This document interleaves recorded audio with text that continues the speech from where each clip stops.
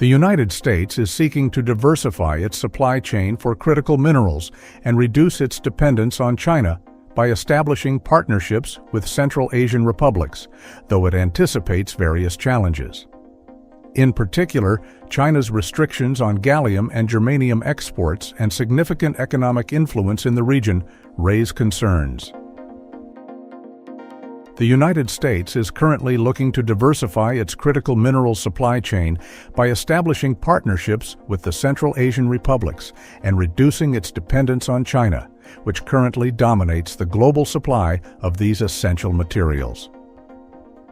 China has been increasing its economic influence in Central Asia, and the United States now faces an uphill battle to establish itself as a compelling alternative. To address its growing demand for critical minerals, the United States has started to deepen its partnerships with the Central Asian republics, but it is not easy. The 2023 Critical Minerals List identifies 50 minerals as crucial for the United States, underscoring their vital role across various industrial and technological sectors.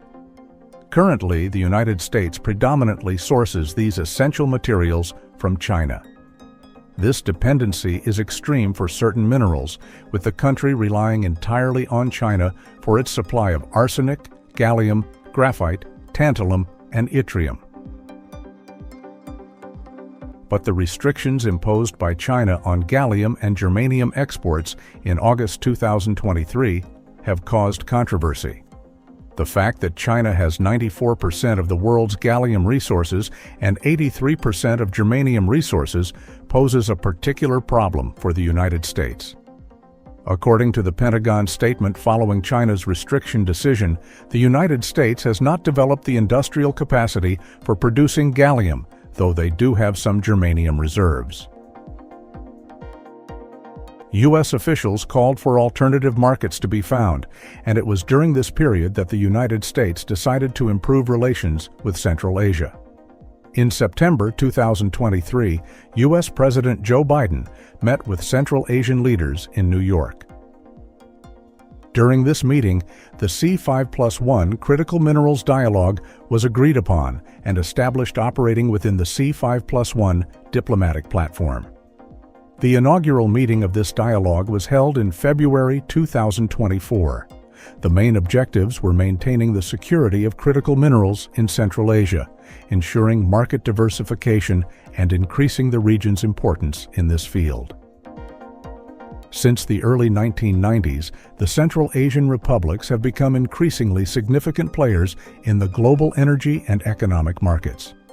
This region also holds a critical position in the supply of essential minerals.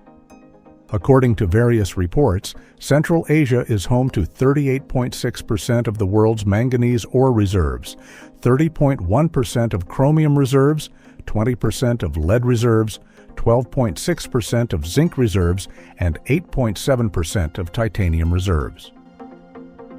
Compared to countries like China, Turkey, and South Korea, the United States was relatively late to look to Central Asia. After the 2000s, the United States, which had a more protectionist approach in the security perspective due to the effects of 9/11, was content to watch the growing influence of other actors in Central Asia. Realizing the need to formulate a new regional policy after its withdrawal from Afghanistan in 2021, prompted by Russia's 2022 invasion of Ukraine, the United States administration began to take interest in the region again. On the other hand, China has been increasingly economically dominant in the region since the early 2000s. Trade with countries in the region grew exponentially, especially after Chinese President Xi Jinping launched the Belt and Road Initiative in 2013. Trade volume reached $89 billion in 2023, up from $70 billion in 2022. The China Central Asia Summit also institutionalized relations in 2023. Another important partnership China has with Central Asia is in critical minerals. China operates many underground resources in Kyrgyzstan and Tajikistan and has strong cooperation with Kazakhstan. In addition to zinc and uranium, China's imports of molybdenum from Kazakhstan have increased by 444% in 2020 compared to 2017. Under these circumstances, a critical minerals partnership with the United States brings various opportunities and risks to Central Asia. But countries in the region are afraid of being dominated by China and open to offers from alternative actors.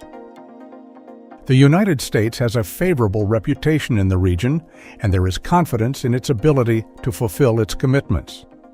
But employing rhetoric about competition with China, a nation with established influence in the region after years of neglect from other nations, is not likely to succeed.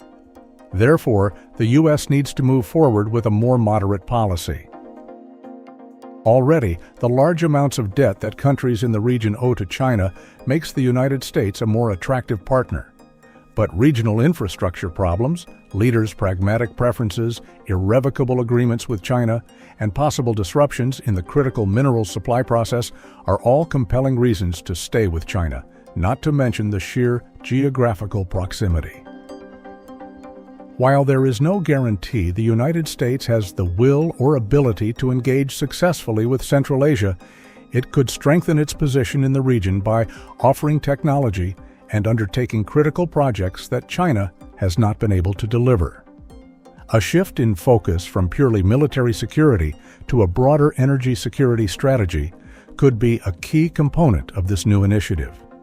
The United States has no choice but to create a brand new and deeper regional policy if it desires to compete with China.